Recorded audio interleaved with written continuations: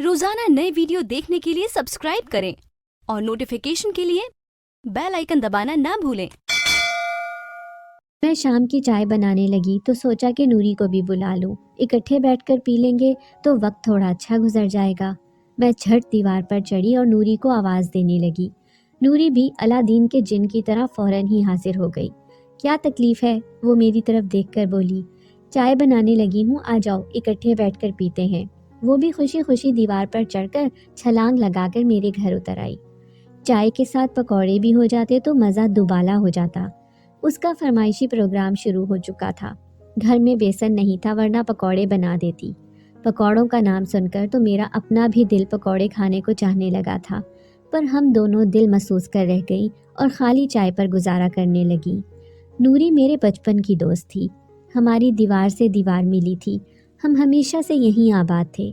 हमारा स्कूल भी एक ही था और कॉलेज भी, और सिपारा भी एक ही जगह पढ़ने जाया करते थे। यानी वो मेरे हर पल की साथी थी।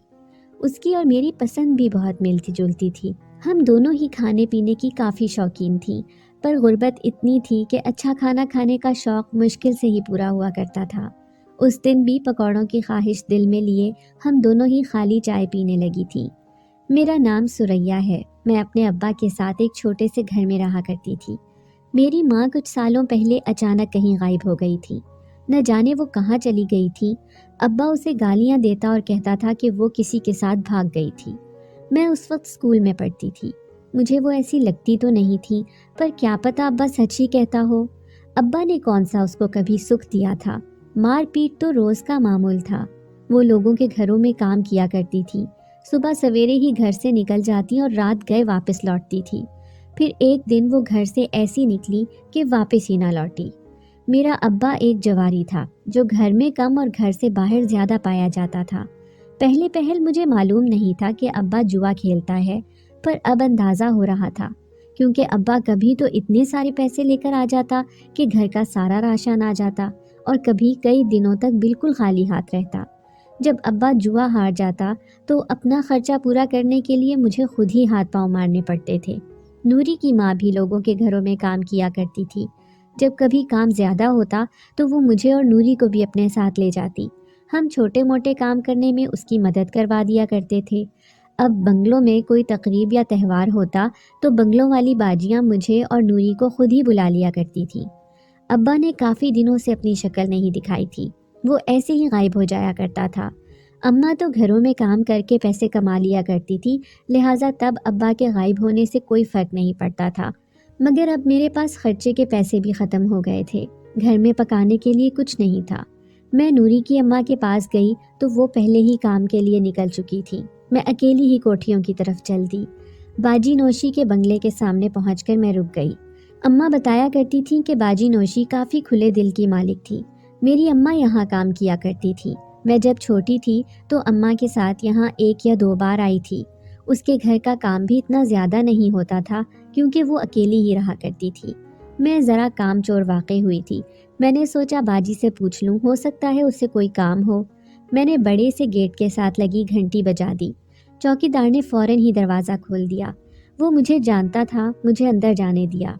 अंदर जाके मैंने बाजी की तलाश में नज़र दौड़ाई, लेकिन मुझे बाजी कहीं दिखाई न दी। मैं बावर्ची खाने के सामने ही ज़मीन पर बैठकर बाजी का इंतज़ार करने लगी। बावर्ची खाने से खाने की दिल फरेब खुशबुएं उठ रही थी। मेरी भूख चमक उठी। चंद ही लम्हों में बाजी मुझे सामने बनी सीढ़ियों से आती दिखाई दी। मैंने उठकर सलाम किया तो वो मुझे पहचान गई थी और मेरा हालचाल पूछने लगी। अच्छा हुआ तुम आ गई। आज घर पे कुछ लोगों की दावत है, मुझे तुम्हारी ज़रूरत पड़ेगी, बाजी ने बावर्ची खाने में दाखिल होते हुए कहा। उसकी बात सुनकर मैं खुश हो गई और उसके पीछे चल दी। बाजी के घर 4-5 लोगों की दावत थी। मैं खाना पकाने में उसकी मदद करती रही। बाजी बच्चों के खिलौनों की खरीदो फरोख्त का काम किया करती थी। वो डब्बों में खिलौने पैक करके दूसरे शहरों और मुल्कों में भिजवाया करती थी। उसका काम काफ़ी फैला हुआ था। शायद वो लोग भी उसके कारोबार के सिलसिले में ही आए थे। खाना खाकर वो लोग चले गए तो मैं बर्तन धोने लगी। वापसी पे बाजी ने मुझे खाना थैली में भर के साथ दे दिया। मैं खुशी खुशी घर आ गई। रात के खाने का इंतज़ाम भी हो चुका था। रात को मैंने खाना गर्म किया तो नूरी को भी आवाज़ देकर बुला लिया। وہ بھی کھانے کی خوشبو پہلے ہی سونگھ چکی تھی، خوشی خوشی دوڑی چلی آئی۔ کھانے کے بعد چائے پیتے ہوئے ہم ڈھیروں باتیں کرتے رہے۔ اب میں روز ہی باجی نوشی کی طرف جانے لگی۔ کھلونے پیک کرنے میں میں بھی اس کی مدد کر دیا کرتی تھی۔ اس کے گھر روزانہ ہی 4 سے 5 لوگ آتے تھے جو کھانے پینے کا سامان بھی اپنے ساتھ لے آتے۔ وہ باجی نوشی کے چھت پہ بنے کمرے میں چلے جاتے اور کھلونوں کا ہی کوئی کام کرتے رہتے۔ کھانے کا وقت ہوتا تو میں کھانا گرم کر کے میز پر لگا دیا کرتی، وہ لوگ کھانا کھا لیتے تو برتن اٹھا کر دھو دیا کرتی تھی۔ واپسی پہ باجی مجھے بچا ہوا کھانا تھیلیوں میں ڈال کر دے دیتی، جو میں اور نوری رات کو مزے سے کھا لیا کرتے تھے۔ دن ایسے ہی بڑے مزے سے گزر رہے تھے کہ ایک دن ابا واپس آ گیا۔ ابا صرف اکیلا واپس نہیں آیا تھا بلکہ اپنے ساتھ ایک طوفان لایا تھا۔ ابا نے اس بار ایک بڑا ہاتھ مارا تھا، وہ جوئے میں ایک لڑکی جیت لایا تھا جو اب ابا کی دوسری بیوی تھی۔ ابا نے اپنی دوسری بیوی کو میرے سامنے لا کھڑا کیا تھا۔ میں اور نوری حیران پریشان ابا کی دوسری بیوی کو اوپر سے نیچے تک دیکھ رہی تھی۔ وہ غالباً عمر میں ہم سے بھی چھوٹی تھی۔ نہ جانے وہ کیسے لوگ ہوتے ہیں جو جوئے میں اپنی بیٹیوں کی بازی لگا دیتے ہیں، میں سوچ کر ہی رہ گئی تھی۔ وہ بہت معصوم اور بھولی سی لڑکی تھی جو ہر وقت ڈری سہمی رہتی تھی۔ اب مجھے اپنے ساتھ ساتھ اپنی دوسری امی کا بھی پیٹ پالنا پڑتا تھا۔ ابا کی فطرت کا تو مجھے اچھی طرح اندازہ تھا۔ اس لڑکی کو دیکھ کر لگتا نہیں تھا کہ اس نے کبھی قدم گھر سے باہر نکالا ہوگا۔ وہ پڑھی لکھی نہیں تھی بلکہ اس نے تو اسکول کی شکل تک نہیں دیکھی تھی، تبھی تو اس کے ساتھ جانوروں جیسا سلوک کیا گیا تھا۔ ابا چند دن تو اپنی دوسری بیوی کی آؤ بھگت میں لگا رہا اور پھر اچانک سے غائب ہو گیا۔ مجھے ابا سے امید بھی یہی تھی۔ میں باقاعدگی سے باجی نوشی کی طرف کام کے لیے جا رہی تھی۔ مجھے کہیں اور کام کرنے کی ضرورت ہی نہ پڑتی۔ میرا ایک گھر سے اچھا گزارا ہو جاتا تھا، کام بھی زیادہ نہیں کرنا پڑتا تھا اور 2 وقت کا کھانا بھی مل جاتا تھا، بلکہ وہ بھی اتنا زیادہ ہوتا کہ میرے ساتھ ساتھ ابا کی دوسری بیوی کا بھی پیٹ آسانی سے بھر جاتا تھا، اور باجی میرے ہاتھ پر چند دنوں بعد کچھ پیسے بھی رکھ دیتی تھی۔ میں چونکہ پڑھی لکھی تھی تو اس لیے باجی مجھ سے کبھی کبھار حساب کتاب بھی کروا لیا کرتی تھی۔ ابا کچھ عرصے میں لوٹ آیا تھا اور اس بار وہ اپنے ساتھ ایک اور طوفان لایا تھا۔ اس بار وہ مجھے جوئے میں ہار بیٹھا تھا۔ وہ اپنے ساتھ ایک آدمی لے آیا تھا جسے صحن میں بٹھا کر خود اندر میرے پاس آیا اور کہنے لگا، تو تیار ہو جا، تیرا اس آدمی کے ساتھ نکاح ہے، میں مولوی کو لینے جا رہا ہوں۔ یہ کیا کہہ رہا ہے ابا؟ میں اس کی بات سن کر سکتے میں تھی۔ اچھا رشتہ مل گیا ہے، تجھے خوش رکھے گا، آج یا کل شادی تو کرنی ہی تھی تیری، ابا نے جذباتی لہجے میں کہا اور گھر سے باہر چل دیا۔ میں نے کمرے سے جھانک کر ابا کے لائے گئے اچھے رشتے کی طرف دیکھا۔ 40-50 سال کا کوئی گنجا سا آدمی، ہاتھوں میں 4 انگوٹھیاں پہنے، ادھر ادھر دیکھتے ہوئے سفید مونچھوں کو تاؤ دینے میں مگن تھا۔ وہ لگ بھگ ابا کی عمر کا ہی تھا، یعنی ابا کی دوسری بیوی کے ساتھ جو کچھ ہوا ابا میرے ساتھ بھی وہی کرنے والا تھا۔ میں یہ کسی صورت نہیں ہونے دینا چاہتی تھی۔ میں 12ویں جماعت پاس تھی، باشعور تھی اور اپنے حقوق اچھی طرح پہچانتی تھی۔ مجھے کسی طرح گھر سے باہر نکلنا تھا، مگر باہر صحن میں وہ آدمی بیٹھا ہوا تھا، پر اس نے کون سا مجھے دیکھ رکھا تھا۔ میں چادر اوڑھ کر اس کے سامنے سے گزر کر جلدی سے باہر کا دروازہ عبور کر گئی تھی۔ میں کوئی بھیڑ بکری نہیں تھی کہ ابا میرے ساتھ جانوروں جیسا سلوک کرتا۔ میرا رخ باجی نوشی کے بنگلے کی طرف تھا، میں اور جا بھی کہاں سکتی تھی۔ ابا کو باجی نوشی کے گھر کے بارے میں کچھ بھی معلوم نہیں تھا، مگر نوری جانتی تھی۔ میں جلدی میں نوری سے بات بھی نہ کر پائی تھی، کہیں وہ ابا کو لے کر باجی نوشی کے گھر ہی نہ پہنچ جائے۔ میں انہی سوچوں میں گم باجی کے گھر پہنچ چکی تھی۔ آنسو میری آنکھوں سے روا تھے۔ باجی سامنے لاؤنج میں بیٹھی کھلونے پیک کروا رہی تھی۔ میں بھی چپ چاپ بیٹھ کر باجی کے ساتھ کام میں شامل ہو گئی، پر میری آنکھوں سے نکلنے والے آنسو نہ رک سکے۔ مجھے روتا دیکھ کر باجی پریشان ہو گئی۔ اس نے وہاں بیٹھے لڑکے کو باہر بھجوایا اور پوچھنے لگی کہ کیا ہوا ہے۔ میں نے اس کو تمام تفصیل سنا دی۔ باجی نے مجھے کافی حوصلہ دیا۔ میں نے اپنا ڈر باجی کو بتایا کہ کہیں ابا ادھر بھی نہ پہنچ جائے، تو انہوں نے مجھے تسلی دی۔ وہ بولی، تو فکر نہ کر، میں خود ہی دیکھ لوں گی تمہارے ابا کو۔ میں بھی بے فکر ہو کر کاموں میں لگ گئی۔ مجھے باجی نوشی کے ساتھ رہتے لگ بھگ 1 ماہ ہو گیا تھا۔ اس 1 مہینے میں نے پلٹ کر کسی کی خبر نہ لی تھی۔ نہ مجھے یہ معلوم تھا کہ ابا کی دوسری بیوی کیسی ہے، اور نہ ہی نوری کے بارے میں کچھ خبر تھی۔ باجی نوشی کے ہاں ایک لڑکا راجو بھی رہا کرتا تھا۔ وہ صبح سویرے آ جاتا اور شام کو اپنے گھر چلا جاتا۔ वैसे तो वो बाहर के काम किया करता था, पर अगर उसे घर का कोई काम भी कह दिया जाए तो वो कभी इनकार नहीं करता था। वो मुझे काम करते देखता तो मेरे साथ काम करने खड़ा हो जाता था। मैं मना करती रह जाती, मगर वो बाज नहीं आता था। वो काफ़ी हंसमुख था और हर वक्त चुटकुले छोड़ा करता था। एक शाम मैं बावर्ची खाने में दाखिल हुई तो राजू को आंसू बहाते देखा। मुझे देखकर उसने अपना चेहरा दूसरी तरफ फेर लिया। मैंने उससे रोने की वजह पूछी तो टाल गया। मेरे इसरार करने पर उसने बताया कि उसकी माँ कैंसर की मरीज़ा थी, जिसकी बीमारी लाइलाज हो चुकी थी। पहले उसका बाप उसकी माँ की देखभाल कर लिया करता था, जबकि अब वो खुद बीमार होकर चारपाई पर पड़ा था। राजू के सिवा उनकी देखभाल करने वाला कोई नहीं था। मैंने राजू को मशवरा दिया कि वो बाजी से छुट्टी लेकर घर चला जाए, उसके हिस्से का काम मैं कर दूंगी, पर वो ना माना। कहने लगा कि मेरा काम कोई और नहीं कर सकता और वैसे भी बाजी जाने नहीं देगी। मैं हैरान थी, बाजी तो इतनी नरम दिल थी, फिर वो राजू को जाने की इजाज़त क्यों नहीं देती। हंसते मुस्कुराते चेहरों के पीछे भी इस कदर दुख होते हैं, मैं सोच कर रह गई थी। एक दिन बाजी नौशी अपने काम में बिजी थी। उसको काफ़ी तादाद में खिलौने किसी दूसरे मुल्क में भिजवाने थे। मैं और राजू भी बाजी के साथ काम में लगे हुए थे। बाजी को किसी का फ़ोन आया और वो कुछ देर फ़ोन पर बात करती रही। फ़ोन बंद करने के बाद बाजी काफ़ी उजलत में थी। उसने राजू को वापस भिजवा दिया और सारा सामान उठवाकर गाड़ी में भर लिया। वो बोली, तुम मेरी जगह संभाल लो, मैं कुछ दिनों के लिए कहीं जा रही हूँ, मुझे एक बहुत ज़रूरी काम है। मैं बाजी को ये काम काफ़ी अरसे से करते देख रही थी। इसमें कोई मुश्किल ही नहीं थी। एक आदमी खिलौने पहुंचा दिया करता था और बाजी उनको खाकी डब्बों में पैक करती और उन पर पता लिखती जाती। बाकी का काम राजू का था। वो जानता था कि उनको कहाँ पहुंचाना था। मैं बहुत खुश थी, लेकिन एक दिन सारी खुशी खाक में मिल गई। मैं टीवी लगाकर बैठी थी कि किसी ने घंटी बजाई। मैं फौरन उठकर गेट की तरफ गई। बाजी ने चौकीदार को भी वापस भेज दिया था। मेरे गेट पर पहुंचने तक घंटी मुसलसल बजती रही। न जाने कौन था जिसको इतनी जल्दी थी। गेट पर पुलिस मौजूद थी। गेट खुलते ही वो अंदर दाखिल हो गए। वो कुल 6 थे, जिनमें से एक लेडी पुलिस भी शामिल थी।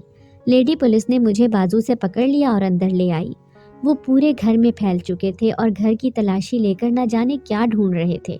उनकी तलाश चंद घंटों पर मुहित थी। उन्होंने घर का सारा सामान इधर से उधर फैला दिया था।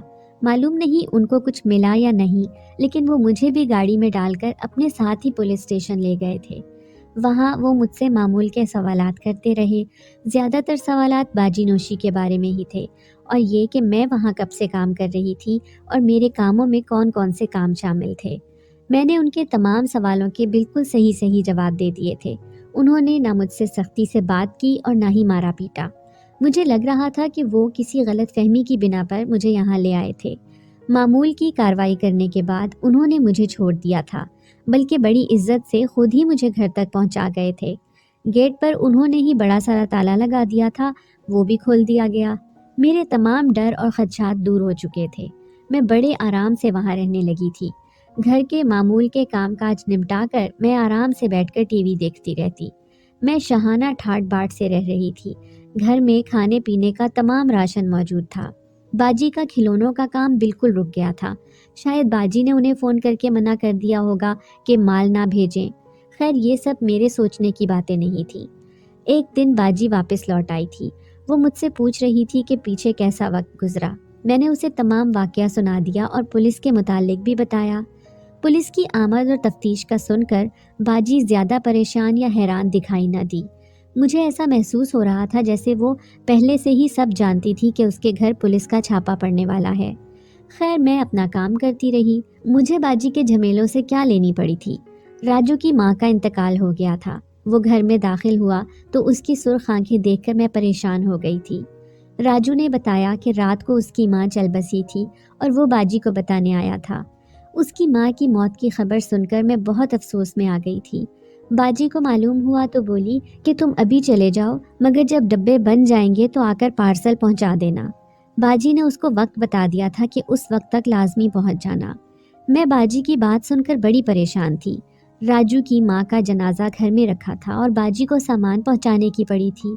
ऐसा कौन सा ज़रूरी सामान था जो एक दिन बाद नहीं जा सकता था। राजू ने एक नज़र मुझ पर डाली और वापस पलट गया। कुछ था उसकी नज़र में जो मैं समझ नहीं पाई थी। راجو اپنی ماں کو دفنا کر مقررہ وقت پر پہنچ چکا تھا۔ باجی ڈبے بنا چکی تھی۔ راجو نے سامان گاڑی میں ڈالا اور لے کر چل دیا۔ اس کی واپسی اندھیرا ہونے سے پہلے نہیں ہونے والی تھی۔ کبھی کبھی مجھے باجی کی سمجھ نہیں آتی تھی۔ جہاں وہ اتنی مہربان اور کھلے دل کی تھی، وہیں بے رحم اور جابر بھی تھی۔ ایک دن باجی کسی کام سے باہر گئی تھی۔ اس نے مجھے کہا کہ گھر کا خیال رکھنا، اور باہر نکل گئی۔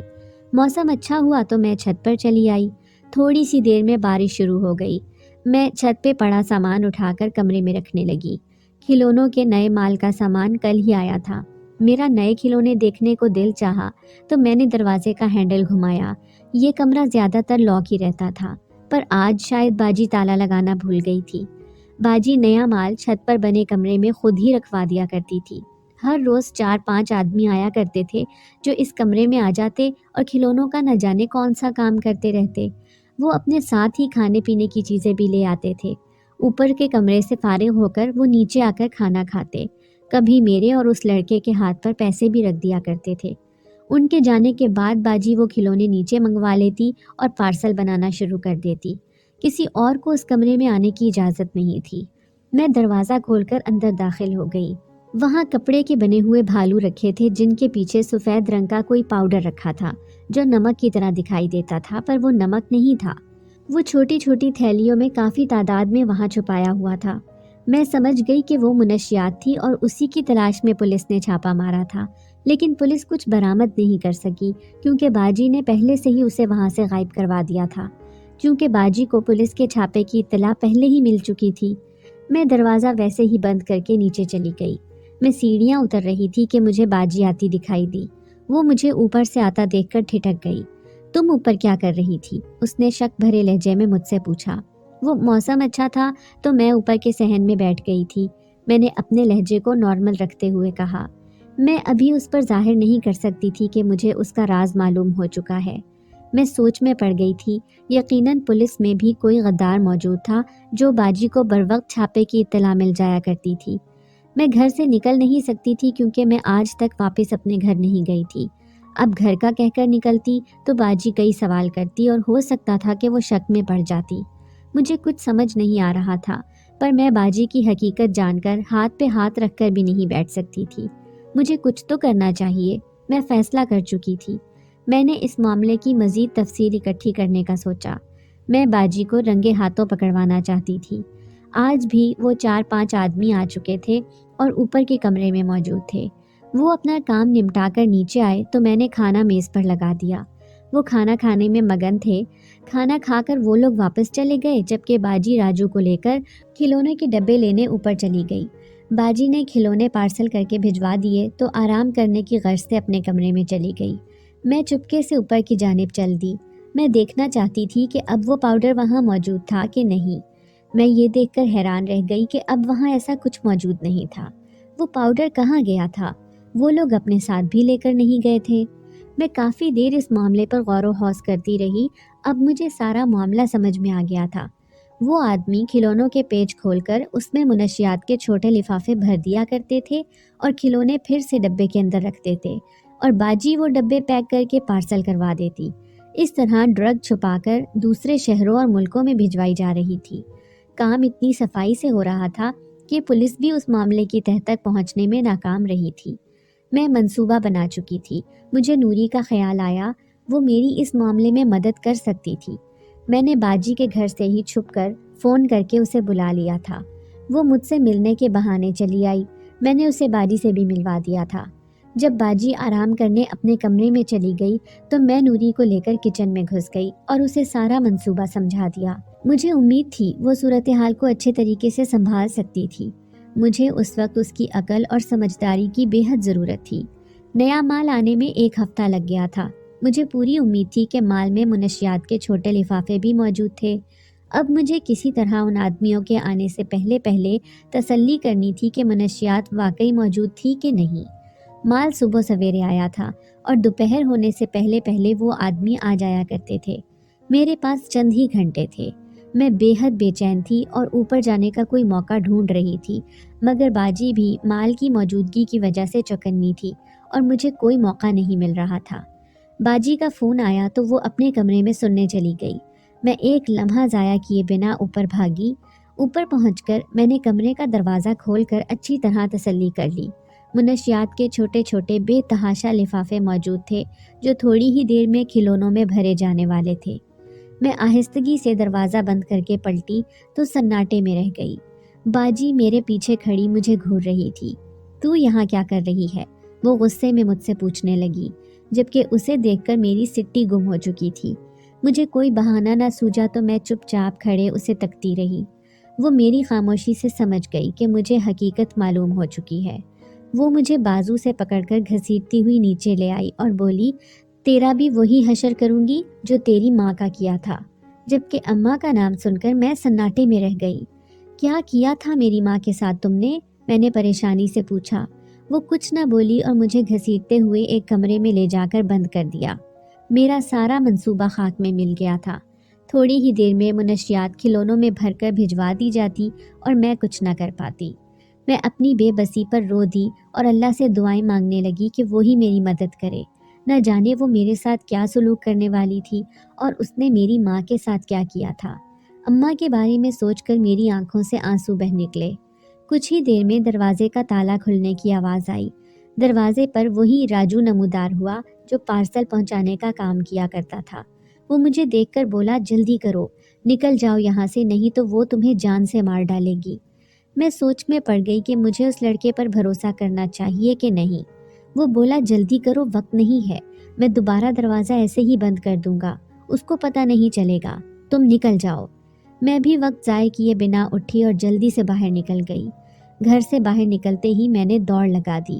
میں قریبی ایک دکان پر گئی اور وہاں سے نوری کو فون کر کے بتا دیا کہ وقت آ گیا ہے، اسے جو بھی کرنا تھا جلدی کرنا تھا۔ نوری کو میں نے پہلے ہی منصوبہ سمجھا رکھا تھا کہ جس دن مجھے پکا یقین ہوگا کہ منشیات گھر میں موجود ہے میں اس کو بتا دوں گی اور وہ پولیس اور میڈیا کو لے کر پہنچ جائے گی۔ مجھے معلوم تھا کہ باجی کے ہاتھ بہت لمبے ہیں، اگر پولیس اسے رنگے ہاتھوں پکڑ بھی لیتی تو وہ جلدی چھوٹ جاتی، اس لیے اس معاملے میں میڈیا کو شامل کرنا بہت ضروری تھا۔ مجھے پوری امید تھی کہ نوری نے اب تک اپنا کام مکمل کر لیا ہوگا اور وہ جلد ہی پولیس اور میڈیا کو لے کر یہاں پہنچ جائے گی۔ میں اسی دکان کے سامنے کھڑے ہو کر نوری کا انتظار کرنے لگی۔ کچھ ہی دیر میں وہ آدمی بھی آتے دکھائی دیے جو کھلونوں میں منشیات چھپایا کرتے تھے۔ نوری کچھ ہی دیر میں پولیس کو لے کر پہنچ چکی تھی۔ پولیس کی گاڑی کے پیچھے ہی میڈیا کی گاڑی بھی آ گئی تھی۔ پولیس کی 2 گاڑیاں بھری ہوئی تھیں جن میں لیڈی پولیس بھی شامل تھی۔ سائرن کی آواز سن کر محلے کے لوگ بھی باہر نکل آئے تھے۔ پولیس نے چند منٹوں میں ہی منشیات برآمد کر لی تھی اور باجی کے ساتھ ساتھ وہ 5 لوگ بھی گرفتار ہو گئے تھے جو منشیات کو کھلونوں میں بھرا کرتے تھے۔ باجی کے دونوں ہاتھ پیچھے کی طرف موڑ کر ہتکڑی ڈال دی گئی تھی اور پولیس اسے گھسیٹ کر گاڑی میں بٹھا رہی تھی۔ جب وہ میرے سامنے سے گزری تو میں نے چیخ کر اس سے پوچھا کہ بتا دو تم نے میری ماں کے ساتھ کیا کیا تھا، پر وہ کچھ نہ بولی اور مجھے گھورتی ہوئی چلی گئی۔ راجو کو بھی گرفتار کر لیا گیا تھا۔ اسے گاڑی میں بٹھایا گیا تو اس نے مجھ پر ایک غمگین نظر ڈالی۔ گاڑیاں روانہ ہو چکی تھیں۔ میڈیا کی وجہ سے کافی حقائق سامنے آئے تھے۔ یہ ایک بہت بڑا مافیا تھا جو منشیات کی خرید و فروخت کا کام کرتا تھا۔ پولیس نے ان پر کئی بار ہاتھ ڈالنے کی کوشش کی تھی، مگر یہ اپنی چالاکی، پھرتی اور اثر و رسوخ سے ہر بار بچ جاتے تھے اور کبھی بھی رنگے ہاتھوں نہیں پکڑے گئے تھے۔ مجھے اور نوری کو بھی حکومت کی طرف سے اعزاز دیا گیا تھا کیونکہ ہم نے اپنی جان خطرے میں ڈال کر ان منشیات فروشوں کو بے نقاب کیا تھا۔ راجو جانتا تھا کہ وہ صرف کھلونے پہنچانے کا کام نہیں کر رہا، بلکہ ان کھلونوں کے اندر منشیات بھی چھپائی گئی ہیں، پر یہ کام کرنا اس کی مجبوری ہی بن گیا تھا۔ صرف پیسوں کی وجہ سے نہیں، بلکہ یہ کام چھوڑنے سے اس کی جان کو بھی خطرہ تھا۔ وہ لوگ یقیناً اسے مار ڈالتے۔ میں پولیس کو بیان دے چکی تھی کہ راجو نے میری کس طرح مدد کی تھی، بلکہ یہ سب اس کی بدولت ہی ممکن ہوا تھا۔ اگر راجو اس دن مجھے نوشی کی قید سے آزاد نہ کرواتا تو شاید یہ کبھی ممکن ہی نہ ہوتا اور میرا بھی کچھ برا انجام ہوتا۔ پولیس نے راجو کی سزا میں کافی حد تک کمی کر دی تھی اور اسے وعدہ معاف گواہ بنا دیا گیا تھا۔ میں گھر لوٹ آئی تھی۔ ابا بھی بے حد خوش تھا کیونکہ ایک تو میں مشہور ہو گئی تھی، دوسرا انعام کی رقم بھی ملی تھی جو ابا کے ہاتھ ہی لگنے والی تھی۔ گھر میں مجھے ابا کی دوسری بیوی دکھائی نہ دی۔ میں نے نوری سے پوچھا تو معلوم ہوا کہ ابا اسے بھی جوئے میں ہار گیا تھا۔ میرا کام ابھی ختم نہیں ہوا تھا۔ मुझे अभी एक और भी मामला पाया तकमील तक पहुंचाना था। अगले ही दिन मैं अब्बा के पीछे निकल पड़ी थी। मैं बड़ी एहतियात से उसका पीछा कर रही थी। अब्बा का रुख यकीनन जुए के अड्डे की तरफ था। अब्बा अड्डे पे पहुंच चुका था। अड्डा क्या था, एक छोटा सा होटल था जिसके अंदर ये सब काम चला करता था। एक छोटी सी जगह पर इतने बड़े बड़े जुल्म हो रहे थे। चंद पत्तों के पीछे लड़कियों का सौदा किया जा रहा था और किसी को कानो कान खबर तक न थी।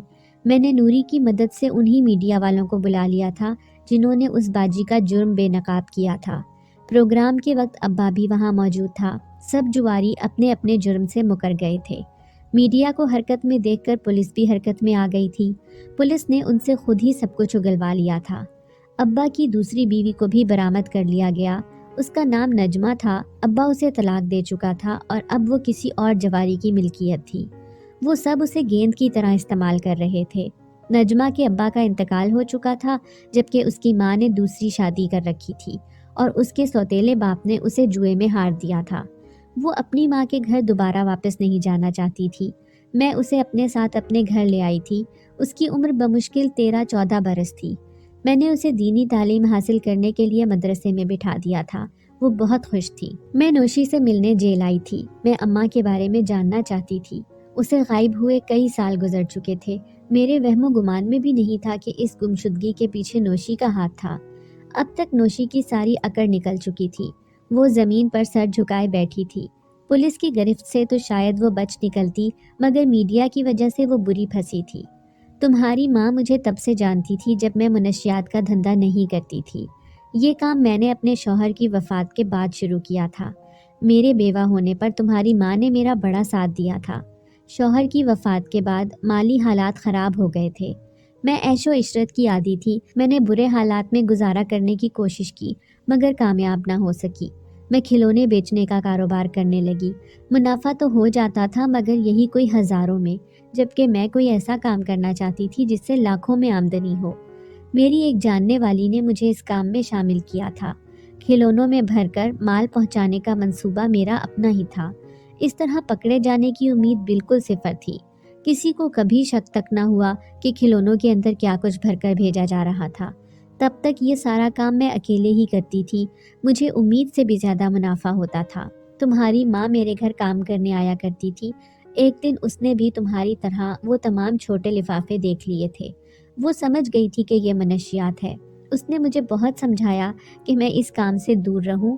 वो कहती थी कि अभी भी वक्त है, रुक जाओ, बाज आ जाओ, मगर ना मैं रुकी ना मैं बाज आई। मैं अपनी लाखों की आमदनी कैसे गंवा देती। पैसे के लालच ने मुझे अंधा कर दिया था। मैंने अपने इकलौते बेटे को बाहर के मुल्क पढ़ने के लिए भेजा हुआ था। उसका हर माह का खर्चा ही लाखों में था। जब मैं उसके समझाने से बाज ना आई तो उसने मुझे धमकी दी कि वो पुलिस को बता देगी, जबकि मैं ऐसा बिल्कुल नहीं होने देना चाहती थी। मैं उसे सैर करने के बहाने नहर पर ले गई थी।